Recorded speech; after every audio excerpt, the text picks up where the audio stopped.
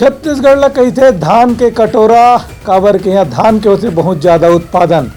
और आज छत्तीसगढ़ में 1 नवंबर ले चालू हुई से धान के खरीदी समर्थन मूल्य में। ये दारी सरकार हा बोनस के पैसा बढ़ाए के करत हावे तैयारी।